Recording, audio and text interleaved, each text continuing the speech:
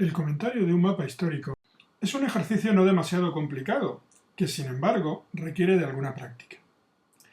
Exige del alumno la capacidad de relacionar sus conocimientos teóricos con una representación cartográfica y, en la mayor parte de los casos, incluso la obligación de secuenciar y jerarquizar la información contenida en la misma. Por ello, pretendemos ofreceros un modelo que os facilite el camino a la hora de abordar vuestros primeros comentarios. El comentario de mapas incluye una serie de tareas previas que nos permitan ubicarnos adecuadamente, obteniendo la información necesaria que utilizaremos en el comentario propiamente dicho.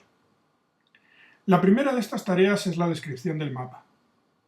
Esta tarea consiste en la delimitación del espacio representado, atendiendo a los elementos que nos ofrece el mapa, así como su correcta ubicación temporal y temática. Lógicamente, este trabajo inicial se facilita enormemente cuando el mapa dispone de un título y de una leyenda completa. No obstante, y aunque esta sea la situación más común, debemos estar preparados para interrogar al mapa y obtener de él la información que necesitemos.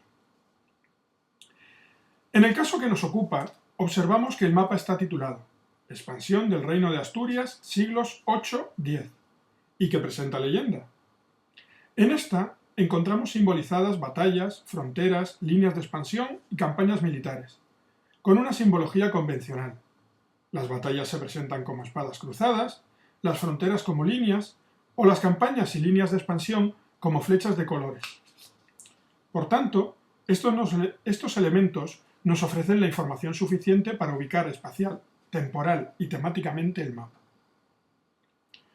Observamos también que el mapa presenta una zona de la península ibérica que se extiende desde el Golfo de Vizcaya por todo el mar Cantábrico hasta las costas de Galicia y, desde ahí, hasta algo más al sur de la desembocadura del río Duero. Este río adquiere una relevancia especial en el mapa, pues es el único representado. Más al este, con una diferenciación de color y líneas que no se hallan en la leyenda, aunque son fácilmente reconocidas como fronteras, los territorios del Reino de Pamplona y de Aragón, cuya extensión ocupa el este del mapa, llegando a tierras de la actual Comunidad Autónoma de Cataluña. El sur del mapa se presenta bajo un color verde con el rótulo de Al-Ándalus, aunque no muestra la totalidad del territorio que se agrupaba bajo esa denominación en el siglo X. Hallamos también una serie de localidades que, con la excepción de Pamplona y de Zaragoza, se encuentran todas en el territorio del Reino de Asturias y del Reino de León. Estos dos espacios son diferenciados mediante un código de color, amarillo para Asturias, marrón claro para León, y por una línea intermitente, también ausente en la leyenda, y que debemos interpretar desde una concepción diacrónica, como realidades relacionadas, aunque separadas en el tiempo. De igual modo, encontramos esa línea punteada separando los territorios orientales del Reino de León, donde aparece escrito Castilla con la misma tipografía que Reino de León, y también en el Reino de Pamplona. Las localidades presentes en el mapa, Oviedo, Cangas de Onís, Covadonga, esta en negrita, Santiago de Compostela, Oporto, Zamora, León, Burgos, Zaragoza o Pamplona, se muestran como puntos de origen o de destino de las flechas de color naranja o verde. Las primeras parten de Oviedo y van acompañadas de una fecha, todas del siglo IX, salvo Santiago de Compostela, que muestra 800. De color verde se presentan las campañas de Almanzor, que desde el sur asolan el Reino de León y el de Pamplona. Proceden de Coimbra, fuera de los límites del mapa, y cuyo origen se muestra acompañando las rutas, o de Zaragoza. Al tratarse de las campañas de Almanzor, habremos de situarlas en el último cuarto del siglo X, dato este que deberemos conocer por nuestros estudios. Entre las localidades presentes, solo dos no se presentan relacionadas con las flechas verdes o naranjadas, Cangas de Onís y Covadonga. Sin embargo, es sencillo descubrir la razón de esto, pues entre ambas se muestra un indicador de batalla, y se refuerza el vínculo presentando el nombre de Covadonga en negrita y con una fecha a su lado. Observado el mapa, deberemos explicar cada uno de los elementos en él presentes y que hemos señalado anteriormente. Vamos a proceder geográficamente y luego, en el comentario, ordenaremos esta información de manera temática y cronológica.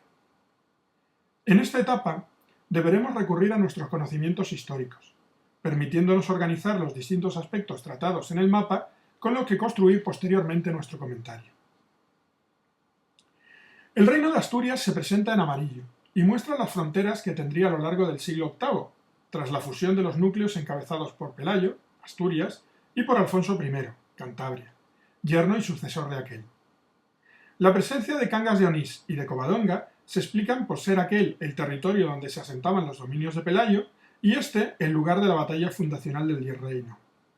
Oviedo, capital del reino desde Alfonso II, es la otra localidad que aparece en este territorio y cuyo protagonismo en la expansión posterior se potencia al hacer partir de ella todas las flechas que se dirigen hacia las localidades del sur. Al sur, y en marrón claro, aparece el Reino de León, lo que plantea un problema. Es evidente que la elección de esta denominación responde a aquella que más éxito tendría en los siglos posteriores para denominar a esta región.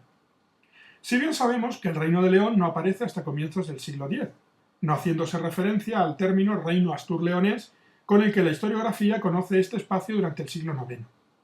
No obstante, como vemos, es una queja menor que no dificulta la correcta lectura del mapa. Es destacable la importancia otorgada en el mapa al río Duero, único presente en este y que responde al papel fundacional que este río tendría en la aparición del Reino de León. Se llega al Duero reinando Alfonso III, en 893, como nos muestra el mapa, y será su muerte en 910 cuando surja el reino leonés, al heredar García el reino.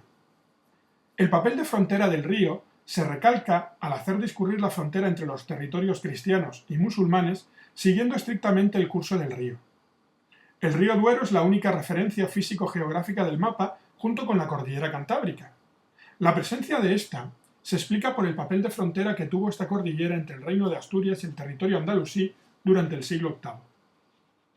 La posterior expansión del reino astur desbordará esta frontera natural, transformando las características socioeconómicas de los reinos asturianos con el paso de una economía ganadera a otra agrícola de corte mediterráneo que permiten las tierras del Valle del Duero. Aparecen dos territorios más citados en el mapa, aunque no señalados como reinos, Galicia y Castilla. Es evidente que estos territorios se muestran por la especial singularidad que presentan y por la relevancia histórica que adquirirán. Galicia, rápidamente incluida en la órbita del Reino de Asturias, adquiere singularidad tras el testamento de Alfonso III, que dejará el territorio a su hijo Ordoño II. Por su parte, el caso castellano se destaca por su futura evolución, antes que por el protagonismo del territorio en el momento representado, pues únicamente adquiere la independencia del territorio leonés a partir de 970. En este caso, además, se muestra delimitado con una línea punteada, algo que no ocurre en el caso gallego, y que responde al desarrollo histórico posterior del antiguo condado. Por lo que respecta a las localidades presentes, dos son los momentos históricos que explican su inclusión. Como vemos, mientras que la flecha dirigida a Santiago de Compostela ofrece como fecha el año 800, las dirigidas a Oporto, Zamora o Burgos se ubican en el último tercio del siglo IX. Tenemos, pues, dos momentos históricos precisos, el reinado de Alfonso II y el de su descendiente Alfonso III, aunque no su hijo, pues entre ambos se encuentran los reinados de Ramiro I y Ordoño I. La elección de estos dos momentos no es casual, sino que responde a la consolidación del reino astur. Fue reinando Alfonso II cuando se descubre la tumba del apóstol Santiago y se inicia una de las rutas articuladoras del occidente medieval, enlazando al reino astur con el resto del continente europeo.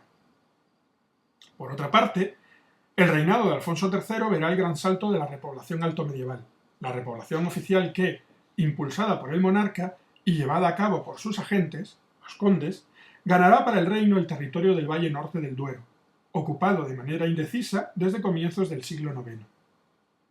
Las fechas de 868 hacia Porto, 893 hacia León y 884 hacia Burgos responden a las expediciones impulsadas por Alfonso III y encomendadas a nobles a su servicio.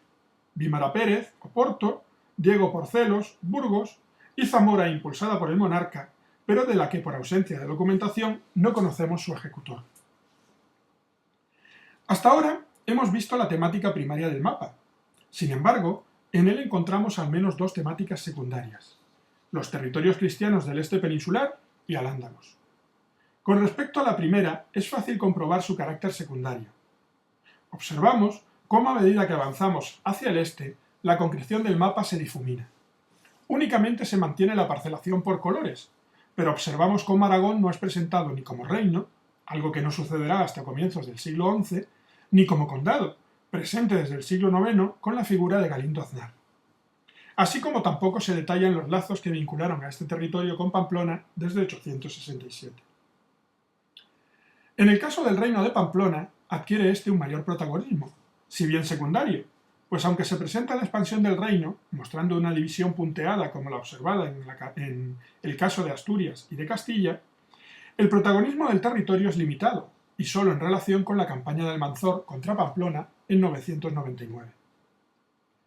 Por último, la temática secundaria más destacada es la evolución andalusí. Aunque no se detallan sus transformaciones a lo largo del periodo, Emirato dependiente, Emirato independiente y Califato cordobés, sí que se presenta el auge político-militar que supuso el liderazgo de Almanzor y los dramáticos efectos que estas campañas tuvieron sobre los territorios cristianos. Si bien las campañas andalusíes nos muestran las rutas que siguieron habitualmente las razzias musulmanas a lo largo del periodo, desde Coimbra en Portugal o desde Zaragoza y a través del Valle del Ebro hacia Castilla y el resto del reino leonés, estas aparecen subordinadas al tema principal del mapa. Por ejemplo, no se presenta la campaña que Almanzor dirigió contra Barcelona en 985. Con toda la información organizada, es fácil clasificar el mapa. Según el esquema que hemos estudiado, un mapa como este, con presencia de fronteras, batallas, líneas de expansión o campañas, solo puede ser considerado un mapa político.